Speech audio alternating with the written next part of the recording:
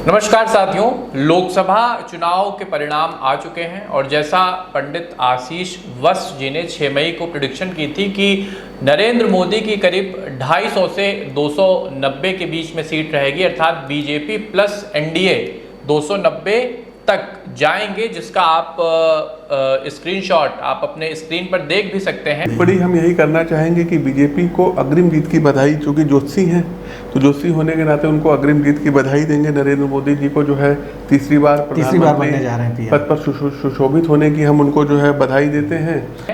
हूबहू लगभग रिजल्ट वैसा ही आया है। अगर सब कुछ ठीक रहा और कोई भीतरघात ना हुआ, लोग इधर उधर ना गए, तो नरेंद्र मोदी जी नेहरू के बाद पहले व्यक्ति होंगे जो लगातार तीसरी बार देश का नेतृत्व करेंगे।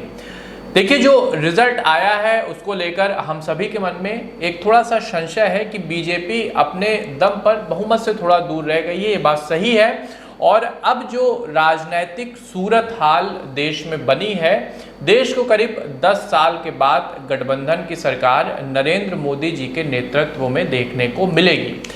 लेकिन जैसा कि हम सभी जानते हैं कि न सिर्फ विपक्ष में बल्कि एनडीए के अंदर भी ऐसे एक दो पार्टनर हैं जो नरेंद्र मोदी के साथ, उनकी नीतियों के साथ, उनके चेहरे के साथ इस गठबंधन को लेकर थोड़ा सा असहज रहे हैं और इधर उधर आते जाते रहे हैं। आप भी जानते हैं कि वो कौन है।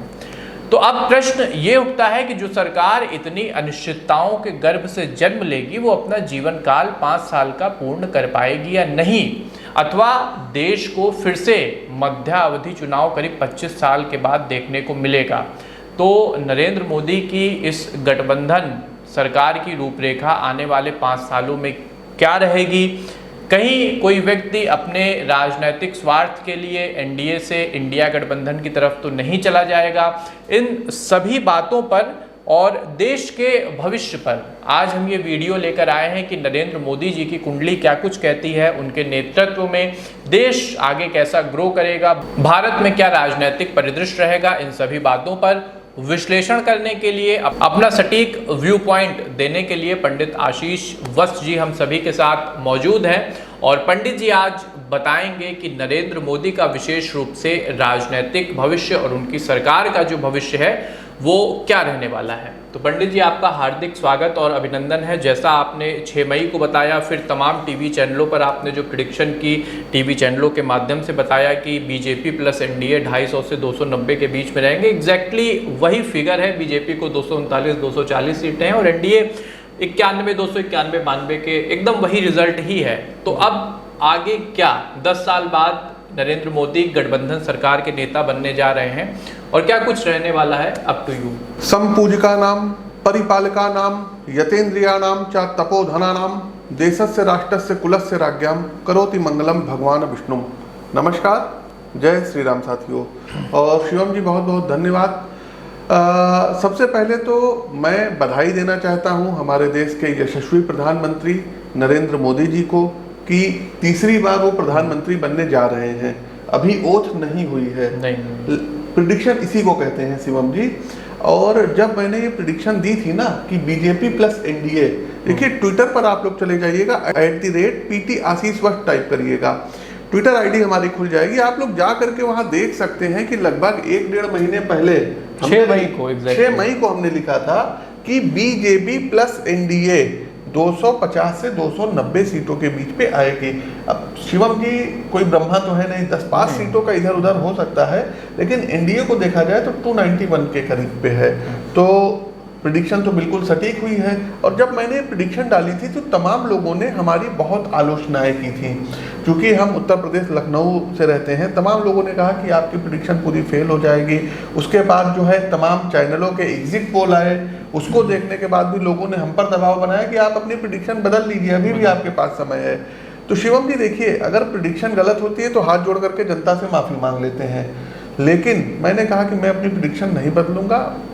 जो मुझे कुंडली देख करके आभास हुआ है, और कई सांसदों की कुंडली हमारे पास आई थी, अभी मैं आपको प्रूफ भी दूंगा। न सिर्फ यूपी की हम बात करें तो आपने कहा था डबल डिजिट में सपा जाएगी। हाँ। वो गई, आपने कहा 80/80 बीजेपी का नहीं कभी होगा, नहीं हुआ। बहुत लोग और नुकसान फिर हुआ, हमने यूपी के बगल में झारखंड है, वहाँ के भी बीजेपी के बड़े नेताओं के संपर्क में आप थे, जी। तो एग्जैक्टली आपने उनको भी बताया था कि 7 से 8 झारखंड सीटें। में हाँ, नहीं, झारखंड में पूछा कि पंडित जी 14 सीटें हैं, क्या होगा? तो हमने कहा कि हमको सभी प्रत्याशियों का जो है डाटा आप भेजिए। उन्होंने हमको भेजा, हमने लिखा, और यकीन मानिए शिवम जी, मैंने बोला था कि 8 सीटें आपकी आएंगी, मैंने लिख करके दिया 8 सीटें आपकी आएंगी, और 6 सीटों पर बहुत आपको मेहनत। देखिए, हम डायरेक्ट किसी को ये बोलेंगे कि आप 6 सीटें हार जाएंगे तो उसको बुरा लगेगा, लेकिन हमने वहां पर लिख दिया कि अतिरिक्त मेहनत, बहुत ज्यादा मेहनत आपको करनी पड़ेगी, नहीं तो ये सीटें आपकी लूज हो सकती हैं। जिन 8 सीटों को हमने लिख करके दिया था, ये देखिए डायरी है, और ये जो है ये डायरी है, आप जो है इसका पेज का व्यू अपने जो है उस पर देख सकते हैं, और हमने उपाय भी इसमें बताया था कि क्या क्या कर सकते हैं। दूसरा ये देखिए, सब लिख के दिया था। अब इसमें जो सीटों की संख्या थी 14 थी। अब देखते जाइए, राजमहल दुमका, इसमें हमने कहा था जेएमएम का वो रहेगा। दूसरा फिर गोड्डा, हमने इसमें लिखा था बीजेपी बिल बिन। उसके बाद धनबाद, हमने लिखा था बीजेपी बिल बिन। गिरिडीह, हमने लिखा था अतिरिक्त मेहनत करनी होगी, उनको बताया भी था कि हाँ बहुत मेहनत करनी होगी। रांची का हमने लिखा था, वहाँ शायद कोई संजय सेठ करके हैं, उनकी कुंडली आई थी, हमने लिखा था बीजेपी बिल बिन।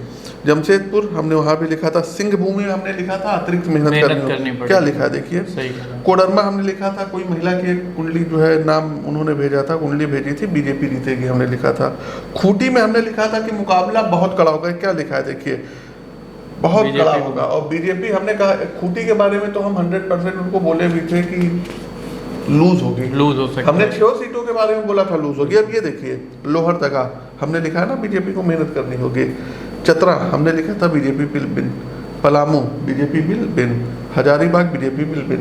और ये देखिए, हमने ये सब उपाय भी बताए थे। और लगभग जो सूरत हाल न सिर्फ झारखंड में, यहाँ पे हम यूपी की भी बात कर लें तो पंडित जी ने नाम लेके अपने विभिन्न प्रेडिक्शंस में कहा था। यूपी में आप स्क्रीनशॉट देखते जाइए साथियों, नरेंद्र मोदी जी का तो भविष्य अभी हम बता ही रहे हैं कि अब क्या होगा, और उस हिसाब से इनको जो है मतलब अपनी मेहनत भी करनी होगी, और दूसरा बहुत सतर्क रहना होगा, क्योंकि मंगल में उनका राहु चल रहा है नरेंद्र मोदी जी की कुंडली में।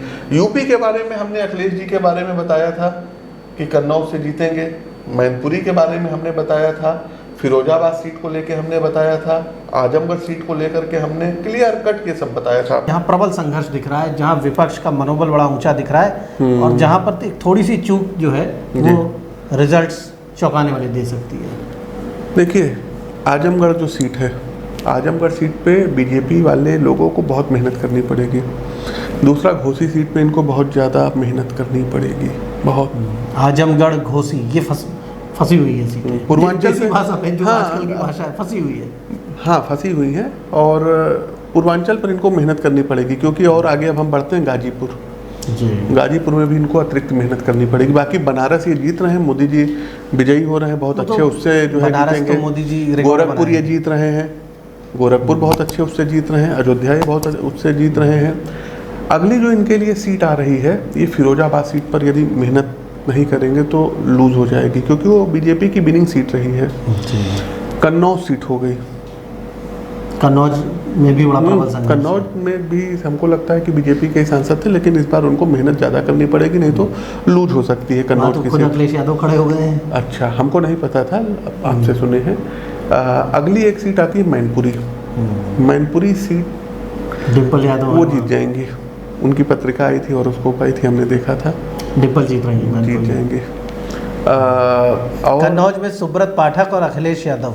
सुब्रत ने डिम्पल यादव को हराया था पहले, लेकिन इस बार अखिलेश खुद कन्नौज पर उन्होंने खुद सीधा अपने व्यक्तित्व को वहां पर खड़ा कर दिया है, और बड़ा प्रबल संघर्ष है। और आशीष जी का कहना है कि सिचुएशन टफ है वहाँ पर। हाँ, बिल्कुल टफ है। अगली हम बदायूं की क्या स्थिति देख रहे हैं आप? बदायूं में भी बीजेपी बहुत कमजोर है। अब आप लोग पत्रकार हैं, हमको नहीं पता, लेकिन जो बदायूं में भी स्थिति तो बा नाम से जो सीटें हैं ना, जैसे बदायूं हो गई, बाराबंकी बाराबंकी में इनको बहुत मेहनत करनी पड़ेगी। मुरादाबाद आपका हो गया, मुरादाबाद, हाँ। तीसरा कैराना हो गया, कैराना। फिरोजाबाद हमने बता ही दिया है आपको। जौनपुर के बारे में भी कुछ चर्चा आप कर रहे थे थोड़ी देर पहले। जौनपुर का यदि हम बताएं तो जौनपुर में भी इनका मामला फंसा हुआ है। अब सारी सीटों का अभी मत पूछ लीजिए। एक चीज ये भी है कि जैसा आपने कहा मंगल में राहु चल रहा है, तो क्या ये हो सकता है, जो कि मंगल ग्रहों में सेनापति है, हाँ। और राहु है भ्रम। देखिए, तो जो एनडीए के अंदर है, क्या ये कहीं कुछ भ्रम की स्थिति? मोदी जी को अपने मंगल की, राहु और केतु की शांति करानी पड़ेगी ही पड़ेगी भाई। जो भी मोदी जी का हित चाहते चाहते हैं। अच्छा, तमाम लोग कहते हैं पंडित जी मोबाइल देख के बोलते हैं, तो ऐसा कुछ नहीं है। ये पत्रिका खुली हुई है भाई साहब, ये कुंडली होती है। लाखों लोगों की कुंडली देखें, कोई याद नहीं रहता है, तो ये कुंडली होती है। कमेंट आए थे तमाम कि आप कुंडली, नहीं, ये सब तो नॉर्मल सी बात है। नॉर्मल सी चीजें हैं। हम अपना डाटा सबसे आसान हमारा मोबाइल है, उसमें सेव रखते हैं और देखते हैं। लैपटॉप साइज कितने कागज लेके बैठेंगे, कितनी बड़ी फाइल लेके बैठेंगे, तो ये नॉर्मल बात है। अच्छा, यूपी का एक इंटरेस्टिंग ये रहा कि जो हमने आपकी भविष्यवाणी को फॉलो अप किया, आप भी क्रॉस चेक, एस्ट्रो विद आशीष का फेसबुक पेज है, यूट्यूब चैनल है, पीटी आशीष बस करके ट्विटर है, वहां जाके आप क्रॉस चेक डेट वाइज करिए। कू ऐप पर है, उसमें यूपी में तो मुझे जो सरसरी मैं नजर से देखूं, जो मुझे याद है कि अगर हम पूर्व से शुरू करें तो आपने कहा था गाजीपुर मुश्किल में है, घोसी मुश्किल में है, बाराबंकी भी मुश्किल में है। बाराबंकी सीटों के बारे में, हाँ, बाराबंकी का भी आपने मुश्किल ही बताया था, टफ फाइट है। और वो और मतलब डबल डिजिट में सपा का जाना, खुद सपा के बहुत से कार्यकर्ता जो ऑफ द स्क्रीन बात कर रहे थे, उनको खुद नहीं भरोसा था। तमाम विधायक आते थे, हमसे पूछते तो गुरु जो है तमाम जो प्रभारी वगैरह थे, अब तो एक कैसरगंज के प्रभारी बने हुए थे सपा के, वो आए कहे हम जीत रहे हैं गुरुजी। हमने कहा संभव है। और कैसरगंज में भाई जो उनका दबदबा था, वो नहीं, अब हम वो सब नहीं बोलेंगे, लेकिन हाँ वो जीते हैं। एक चीज हमने पहले प्रेडिक्शन इसकी की थी। इसके अलावा आप चाहे जो है क्या कहते हैं, कैसरगंज के अलावा अगर आपको देखना हो तो आप गाजीपुर सीट का देख सकते हैं, आजमगढ़ का देख सकते हैं, आप घोसी। अच्छा, ये तो अब पूरी बातें प्रेडिक्शन में हो गई, और आपके पेज से लोग जो मेन इंटरेस्टिंग पॉइंट है, कैराना का भी बोला था, हाँ, कैराना का भी था। अब इसके बाद जो मेन इंटरेस्टिंग पॉइंट है, जो लोग जानना चाह रहे हैं कि 2024 से 2029 के बीच में श्रीमान नरेंद्र मोदी जी का, और नरेंद्र मोदी जी और जो नरेंद्र मोदी जी से भारत का भविष्य और इनकी पार्टी का भविष्य जुड़ा है, ये देश जाएगा किस तरफ? क्योंकि 10 साल के बाद गठबंधन की राजनीति के मुहाने पे नरेंद्र मोदी जी के नेतृत्व पे देश फिर खड़ा हो गया है, और जैसी लूटमार 2014 में मची थी, उससे त्रस्त आके हमने 2 बार डिसाइसिव मैंडेट देखा। तो अब नरेंद्र मोदी जी देश को किधर ले जा रहे हैं गठबंधन की राजनीति में, जबकि नीतीश कुमार और चंद्रबाबू नायडू दोनों एक बार इनके साथ असहज रह चुके हैं, आते जाते रहे हैं। तो क्या देख रहे हैं आप लोग? ये खास तौर पे पर्सनली सैकड़ों लोगों ने मुझसे पूछा कि पंडित जी से कहिए इस पे अपना व्यू दें, तो भाई उनकी जो शंका है, उनकी जो अभिलाषा है, उसको बताएं कि क्या कुछ होने जा रहा है। अच्छा, आप भी देखिए भगवा पहने हुए हैं। हाँ, भगवा भाई 239 इतने विरोध के बाद एक पार्टी जीत रही है 10 साल के बाद, जी। तो उनकी मेहनत को तो हम नतमस्तक करेंगे। अच्छा, हाँ, एक चीज और था, तमाम लोगों ने उसमें कमेंट भी किया था कि पंडित जी नरेंद्र मोदी जी की तो ये रियल डेट ऑफ बर्थ हो नहीं सकती है, वहां पर जो है वृश्चिक लग्न की कुंडली बन रही है। और हमने क्या कहा था कि हमारे गुरुजी उनके पास उनके भाई लेकर के आए थे, तो actual date of birth authentic थी, तभी ये प्रेडिक्शन एकदम आप देखिए। अरे यूट्यूब पे इतने ज्योतिषियों ने अजीब प्रेडिक्शन की कि मोदी जाने वाले हैं, झोला उठा लें, ये वो।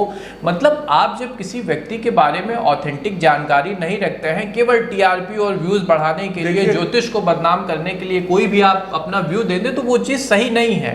उतना ही बोलिए जो ऑथेंटिक। शिवम जी, तमाम AM PM चैनल वाले जो होते हैं, ये केवल जो है जनता को मूर्ख बनाने के अंधेरे में रखते हैं, व्यू के चक्कर में पैसा कमाने के लिए, टीआरपी का। और दूसरा एक चीज, ऐसे जो ज्योतिषी उनके चैनल पर आते हैं, उनको जो है हम बताएंगे वो अब वो रिजल्ट के बाद आपको दिखाई नहीं देंगे, और रिजल्ट के बाद भी आते हैं, वो अपनी ढीठता पे रहते हैं। देखिए, कुछ लोगों का जन्म जो होता है दूसरों को परेशान करने के लिए होता है। दुष्ट उदय जन आरती हेतु यथा प्रसिद्ध अगम ग्रह केतु, तो राहु केतु के समान होते हैं। कालनेमी आप जानते थे ना, तो कालनेमी समान है। वो लोग आएंगे, आ करके उल्टी सीधी प्रिडिक्शन देंगे, उसके बाद उनको लगेगा कि हम आगे भविष्य में जब दूसरे पार्टी की सरकार आएगी तो हमको कोई पुरस्कार दिया जाएगा या हम एमएलसी या राज्यसभा जाएंगे। लालच से ज्योतिष को दूर रखें, इन सबसे दूर रहना चाहिए, तभी प्रिडिक्शन सही निकलेगी। अब बताइए पंडित जी, टू द पॉइंट, जो हमारा प्रश्न था 24 से 29। सबसे पहले देखिए, नरेंद्र मोदी जी की कुंडली में जन्म कुंडली का दूसरा सातवां भाव जो होता है, इसको मार्केस की दशा बोलते हैं, मारक भाव बोलते हैं। तो मंगल की महादशा चल रही 2030 तक, और ये मंगल की दशा इनकी कुंडली में लगी थी, ये 2023 में लगी थी। ओवरऑल 7 साल की ये महादशा मंगल की होती है, और अभी मंगल की महादशा में राहु की अंतरदशा चल रही है और सूर्य की प्रत्यंतर दशा चल रही है। तो 22 मई से लेकर के 10 जून तक का जो इनका समय था, मंगल में राहु में सूर्य, ये थोड़ा सा इनके लिए बहुत चुनौती भरा था, टफ था। वो तो हम देख ही रहे हैं, वो हमने वीडियो में और वो परिणाम में भी परिलक्षित हो रहा है। फिर भी हमने इनको जो उपाय बताया था, क्योंकि उस वीडियो पे भी 1 लाख से ज्यादा व्यू आ गए थे। हाँ, लोगों ने तो हमने भगवती की साधना के बारे में बताया था, और नरेंद्र मोदी जी गए थे भगवती की साधना भी कन्याकुमारी में जाकर, कन्याकुमारी में माथा भी, तो जो भी ब्लेसिंग्स हैं ईश्वर की इनको मिली है। अब इनको सबसे पहला काम क्या करना चाहिए? मंगल की शांति करवाएं और हनुमान जी को प्रसन्न करें। हनुमान जी की आराधना मस्ट है। हनुमान जी की आराधना करें। हनुमान बड़वानल स्तोत्र का 1.25 लाख पाठ करवा करके। अच्छा, इस ग्रहों की जो पोजीशन है इनकी कुंडली में, इसका इनके आगे के 2 से 2.5 साल के राजनीतिक भविष्य में क्या असर पड़ता है? क्योंकि लग्न कुंडली अगर देखें तो इनकी मंगल जो है द्वितीय भाव में मंगल बैठे हैं, तो मंगल पर जो राहु की दृष्टि पड़ रही है, ये नवम दृष्टि पड़ रही है। तो राहु मंगल को वहां पर पीड़ित कर रहा है, कहने का मतलब ये है। अच्छा, एक चीज अच्छी है कि इनकी कुंडली में 6ठे भाव में राहु बैठा है।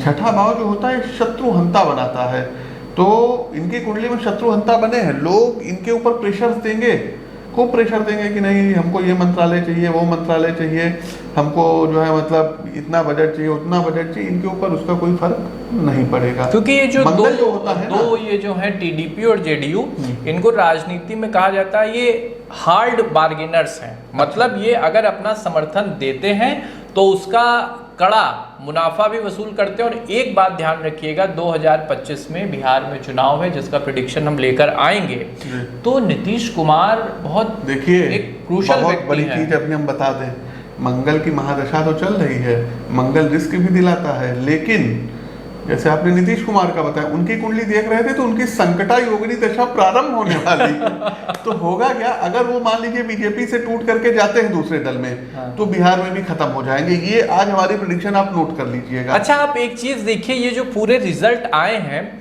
यूपी में हम मानते हैं कि भाजपा को झटका, लेकिन बिहार को देखिए, 40 में से करीब 30 सीटें एनडीए ला रहा है। यानी कि जो नीतीश कुमार जी को नरेंद्र मोदी से जो इनका गठबंधन हुआ है, उसका अच्छा लाभ बिहार में देखने को नीतीश जी को मिला। और कहीं ना कहीं नीतीश जी इस बात को जानते हैं कि जो मोदी का एक डिसाइसिव नेतृत्व है नरेंद्र मोदी का, उसका लाभ उनको बिहार के आने वाले जो विधानसभा चुनाव है उसमें मिलेगा। जी जी, मंगल चूंकि जो है इनका 0 डिग्री का है, तो अपने मंगल को ये स्ट्रॉन्ग करें। मंगल जो है इनके पार्टनर भाव के भी अधिपति हैं, नरेंद्र मोदी जी। हाँ, नरेंद्र मोदी जी। अच्छा। तो साझेदारी का भाव होता है, साझेदारी। हाँ, तो अब तो ये साझेदारी की सरकार है, तो इनको अब अतिरिक्त सावधानी बरतनी पड़ेगी। खास करके जैसे अभी हम देख पा रहे हैं, मंगल में राहु की अंतरदशा 4 अगस्त 2024 तक रहेगी।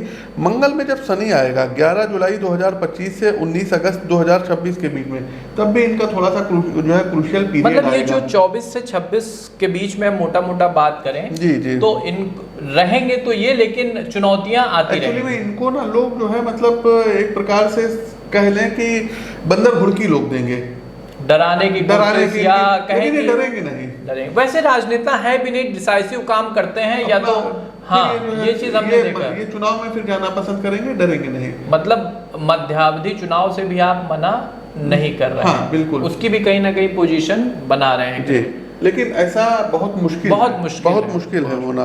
बाकी 2000 जो मतलब हमने समय बताया था 25 से 26, और दूसरा एक अगस्त 27 से लेकर के और जनवरी 28 का जो पीरियड रहेगा मंगल में केतु का रहेगा, वो भी पीरियड इनके लिए ठीक नहीं रहेगा। अच्छा, 27 से, क्योंकि 29 में अब चुनाव होने हैं, हाँ, तो अगर हम यूपी नरेंद्र का मोदी की इलेक्शन बात होगा। करें, हाँ 27 में यूपी हाँ, का यूपी इलेक्शन है, होगा। तो ये जो दो मतलब महारथी हैं बीजेपी के, एक केंद्र में नरेंद्र मोदी और यूपी में हमारे पूजनीय योगी आदित्यनाथ जी, क्या कुछ रहने वाला है योगी जी के लिए? 27 में क्या रहेगा और 29 आते आते भाजपा का क्या पराभव होगा, या हम योगी जी के नेतृत्व में एक नई भाजपा का उदय देखेंगे?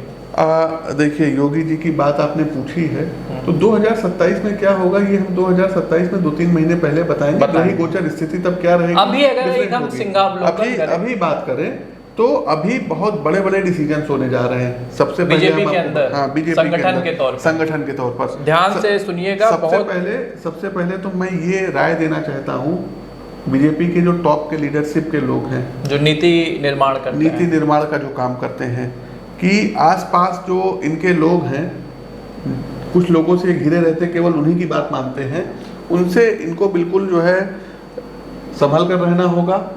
अपने आसपास के आवरण को देखिए, और तमाम ऐसे लोग हैं जो मतलब इनके जो वर्कर्स लोग हैं या इनके जो गुस्सा लोगों के बीच में है, तो वो नेता लोग हाईजैक कर रखे हैं बड़े नेताओं को। भाई आप 14 में आपने यूपी में इतना अच्छा जो प्रदर्शन इसलिए किया क्योंकि आप अपने जमीनी कार्यकर्ताओं के पास गए। आप जो दूसरी पार्टियां गलती करती रहीं कि वो क्षेत्रीय छत्रपों से घिरे रहते थे। हमारे सांसद ने कुछ बता दिया, हमारे विधायक ने कुछ बता दिया, और नेताजी ने उसी को सुन के फैसला ले लिया। दूसरा भाव मोदी जी की कुंडली में, दूसरा भाव चंद्र मंगल महालक्ष्मी जो है मतलब योग बना हुआ है, दूसरा भाव वाणी का भी भाव होता है। इनके कम्युनिकेशन में कोई कमी नहीं रही, लेकिन फिर हम आपको बोल रहे हैं शिवम जी, इनके कम्युनिकेशन में कमी नहीं रही। इन्होंने कहा कुछ और लोगों को समझाया गया कुछ। हाँ, एक्चुअली में इनके साथ के जो लोग थे ना, वो मतलब बड़बोलापन कर क्या इस भ्रम में कहीं ना कहीं राहु का भी कुछ योगदान? हाँ, बिल्कुल होता है। तो आप एक चीज समझिएगा कि हमने कहा अपनी जगह से हम तो सही थे, लेकिन जो हमारे छुटभइये नेता थे या जो हम कह रहे थे, उसको विपक्ष ने एक गलत नैरेटिव में लोगों के सामने रखा, जिसका नुकसान हमें हुआ, हमें मतलब भाजपा को। जैसे कि लखनऊ के बगल में गोरखपुर, लखनऊ में जाइए तो बीच में अयोध्या पड़ता है। अयोध्या के जो सांसद थे, अयोध्या के सांसद ने एक बयान दे दिया, हाँ, बीजेपी के संविधान को लेकर। हाँ, और उस बयान के कारण बीजेपी को कम से कम 30 से 40 सीटों का नुकसान हुआ। वो एक चीज है, और आप ये सोचिए एक चीज और है, जनता का वहाँ गुस्सा था। टिकट बंटवारा जो हुआ था, क्योंकि जब मंगल में राहु आता इनकी चल रही थी, तो इनके मतलब जो है कहते हैं आंखों पे पट्टी बन जाती है, मतलब समझ रहे हैं कि हाँ यही होगा, ऐसा होगा, हम जो समय एज्यूम कर लेते हैं, तो बड़े बड़े ख्वाब दिखा देते हैं। ये तो आम लोग, एक चौराहे पे बैठने वाला व्यक्ति भी कह रहा है कि भाजपा को जो सबसे बड़ा नुकसान लगा है वो उनका टिकट सिलेक्शन था, हाँ, वो बहुत ज्यादा खराब रहा, और उसका एक बहुत बड़ा नुकसान। देखिए, सब ग्रहों की माया होती है, किसको क्या करवाना होता है, सही बात है, वो ग्रह करवा ये एक देखिए, हम यहाँ पर कोई जो है पार्टी को लेकर के नहीं बैठे हुए हैं, लेकिन चूंकि वो नरेंद्र मोदी भाई, स्वाभाविक बात है कि एनडीए के समर्थन में प्रधानमंत्री होने जा रहे हैं जी, नहीं तो भगवान ने इनको ब्लेसिंग्स भी दिया। अगर इन्होंने राम मंदिर का निर्माण करवाया है, ये अयोध्या से हारे हैं, तो इनको एक जनपद की एक सीट ये हारे हैं ना अयोध्या की। लोगों को बुरा लग रहा है, हमारे पास भी मैसेज है, पंडित जी आपने तो प्रेडिक्शन दी थी अयोध्या हारेंगे, आपने हरवा दिया। अरे मैंने नहीं हरवाया है।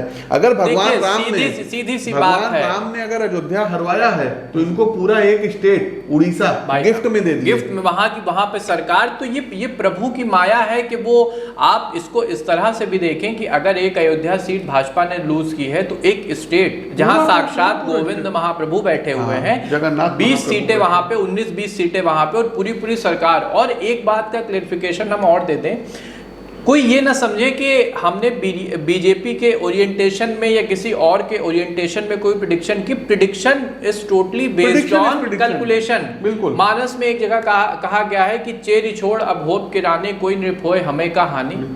कोई भी राजा हो, कुछ भी हो, हम लोग जहाँ पे हैं वहीं रहेंगे और यहाँ कोई किसी से किसी को हम सर्टिफिकेट नहीं देते हैं या किसी से बायस्ड होकर कुछ नहीं कहते हैं। बिल्कुल। आप हमारा ट्रैक रिकॉर्ड एस्ट्रो विद आशीष का जो एस्ट्रो ओपिनियन पोल है देख लीजिए। अगर हमने 100 प्रेडिक्शंस की है तो वो almost 70 to 80% prediction as it is रही है, उसमें से आधी प्रेडिक्शन विपक्ष के भी पक्ष में रही है। हाँ, मैंने तो ये विडंबना है कि हम जिसके पक्ष में करते हैं उसका विपक्ष हमारे विरुद्ध खड़ा हो जाता है। वो खड़ा हो जाए, वो लोग अपने अनुसार जो है उसको मान लेते हैं। अगर कोई बीजेपी वाला होगा तब तो कहेगा बहुत अच्छा है, बहुत अच्छा है। अपोजिशन वाला हमको गाली बकेगा, अपोजिशन के पक्ष में होगा तो पक्ष वाला वाले हमें ट्रोल करेंगे। ये तो ये ट्रोल करेंगे। खैर इसकी, लेकिन जो समझदार लोग होते हैं ना वो प्रेरणा लेते हैं, शिक्षा लेते हैं। तो हम एक अगर मोटा मोटा कहें कि जो अब दशा बनी है देश में राजनीतिक रूप से, उसमें नरेंद्र मोदी जी की सरकार रहेगी, लेकिन टफ सिचुएशन में रहेगी। नरेंद्र मोदी जी की सरकार रहेगी, नरेंद्र मोदी की काफी बोल्ड डिसीजन लेंगे। अच्छा, बोल्ड डिसीजन, बिल्कुल बोल्ड डिसीजन लेंगे और वो किसी की जो है परवाह नहीं करेंगे। अगर कोई उनसे समर्थन खींचता भी है तो उनको इसका कोई जो है मतलब मलाल नहीं रहेगा। एक वो इधर कहीं ना कहीं से एक चीज और बता दें। अच्छा वो राजनीति के बड़े पारंगत और खिलाड़ी आप जानते हैं कि और उनके हाथ में जो उनका ट्रम्प कार्ड है वो उनके चाणक्य है। मंगलवाड़ी भाव का स्वामी है, समझ रहे हैं, और सातवें भाव का भी स्वामी है। तो कैसे किससे साझेदारी करनी, किससे क्या बात करनी है, कितना मोल तोल करना है, ये आप ये न सोचिए कि इंडिया गठबंधन एनडीए पे डोरे डाल रहा है। ये जो कहीं का ईंट कहीं का रोड़ा, भानुमति ने कुंभा जोड़ा, ये जो इंडिया खड़ा हो गया है ये अपनी बैसाखियों पे कितना चलेगा इस पर भी बहुत बड़ा संशय है। और उसमें भी कई धूम्रकेतु हैं कि जिनको अगर थोड़ा सा आप समझ लीजिए कि मुनाफा दिखा एनडीए की तरफ आने में, तो वो देर नहीं करेंगे, क्योंकि वहां पे व्यक्तिगत स्वार्थों को लेके एक गठबंधन बना है। देश हित में अगर आप कहें तो मैं उसको नहीं मानता हूं। उनका अपना एक स्वार्थ है कि हमें लार्जर रूप पे बीजेपी को रोकना था, तो वो सब साथ आ गए, अन्यथा वो धुर विरोधी हैं। हाँ। यही कांग्रेस और यही आप पंजाब में लड़ रहे थे और दिल्ली में साथ थे, यही टीएमसी और यही कांग्रेस बंगाल में लड़ रहे थे और इंडी गठबंधन। तो ये एक अजीब सी कहानी है और नरेंद्र मोदी जी के फ्यूचर को लेके, उनके वर्तमान को लेके ये एक छोटा सा हमारा वीडियो था प्योरली कुंडली विश्लेषण के आधार पे, जिसमें हम कह सकते हैं कि मोदी जी बनेंगे अगर कोई अन्यथा भीतरघात नहीं होता है या किसी की एकदम से व्यक्तिगत इच्छाएं या स्वार्थ नहीं जाग जाते हैं, उसके विषय में हम कुछ नहीं कह सकते। अन्यथा उनकी कुंडली और जो अभी ग्रहों की पोजीशन देखें तो उनके लिए काफी पॉजिटिव है। फिर कह रहे हैं मंगल की शांति करवा लें, मंगल की शांति। हाँ, मंगल की शांति करवा लें। और एक ऐसे नरेंद्र मोदी जी से ये मतलब हमारी प्रार्थना भी है कि एक ऐसे हनुमान जी के मंदिर को स्थापित करवाएं जो बिल्कुल जो है पंचमुखी हो। पंचमुखी हनुमान जी के मंदिर को इनके स्टेट में इतनी सरकारें हैं, कहीं भी पंचमुखी हनुमान जी अयोध्या में करवा सकते हैं, अयोध्या में करवा सकते हैं, बिल्कुल करवा सकते हैं। तो पंचमुखी हनुमान जी के मंदिर को जो है मतलब स्थापित ये करवाना। तो ये एक हमारा ओपिनियन था नरेंद्र मोदी जी को लेके कि भाई सरकार वो बनाएंगे, बोल्ड डिसीजन लेंगे और एनडीए की सरकार रहेगी। 1-2% चांस है कि अगर कहीं कुछ रोकना चाहेंगे। हाँ। मंगल की महादशा है, गाय की जितनी सेवा करेंगे, गौ सेवा जितनी करेंगे, और गौ सेवा के साथ साथ तमाम स्टेट्स ऐसे हैं जहां पर गौ हत्या हो रही है, तो उनको लेकर के भी अगर ये कोई पॉलिसी या कोई जो है ये कानून बनाते अपने 100 दिन के प्लान में अगर ये रखते हैं तो ब्लेसिंग्स इनको मिलेंगी। स्लॉटर आप इसको इसमें शामिल कर सकते हैं। और देखिए भगवान राम ने रामचरितमानस में ही लिखा है ना, विप्रधेनु सुरसंत हेतु लीन मनुज अवतार। सही बात है। तो आपको करवाना पड़ेगा। तो ये एक वीडियो था, आपको कैसा लगा? धेनु गाय को बोलते हैं, धेनु, हाँ, विप्र ब्राह्मण को बोलते हैं। तो ये एक पंडित जी का अपना व्यू था और हमने अपनी बात जो उन्होंने प्रिडिक्शन की थी वो भी एज इट इज प्रूफ हुई है। वीडियो के बारे में आप क्या सोचते हैं कमेंट सेक्शन में बताइएगा। और भविष्य में हमारी कोशिश रहेगी कि ऐसे और ओपिनियन पोल, ऐसे और विश्लेषण लेके हम आए जिसमें यूपी का भी विश्लेषण रहेगा, विपक्ष का भी विश्लेषण रहेगा, नरेंद्र मोदी जी की भी कुंडली पे हम आगे बात करते रहेंगे। जैसे जैसे प्लैनेटरी चेंज है क्या कि चूंकि यात्राओं में रहते हैं तो हर एक वीडियो बनाना संभव नहीं। हमने कहीं ट्विटर पे प्रेडिक्शन लिख दी, फेसबुक पे लिख दी। आप पंडित आशीष वश जी के नाम से तो वहां उसको भी फॉलो आप कर लोग सकते हैं, तो follow कर वहां लीजिएगा। आपको डे टू डे प्रेडिक्शंस मिलती रहेंगी। जी। तो ये हमारा एक छोटा सा प्रयास था। नरेंद्र मोदी जी की कुंडली के विषय में हमने बात की, भारत के राजनीतिक भविष्य के बारे में हमने जानने की कोशिश की। पंडित कोशिश कीजिएगा, शपथ ग्रहण शुभ मुहूर्त में करिएगा। हाँ, ये सब अब ये तो उनके भी जानने में काफी होंगे, तो ये सब चीजें देखनी रहेंगी क्योंकि हर एक चीज का इफेक्ट पड़ता है। तो इस वीडियो को लोगों के साथ आप शेयर करिए, पसंद आया तो लाइक कमेंट करिए, और एस्ट्रो विद आशीष के प्लेटफॉर्म को आप जरूर सब्सक्राइब कर लीजिएगा, जिससे ऐसी विश्लेषण की और एक सटीक ज्योतिष के विषय में जानकारी की वीडियो आप तक पहुंचती रहे। हमें दीजिए आज्ञा, तब तक के लिए आप सबको हमारी जय राम जी की। जय राम जी की।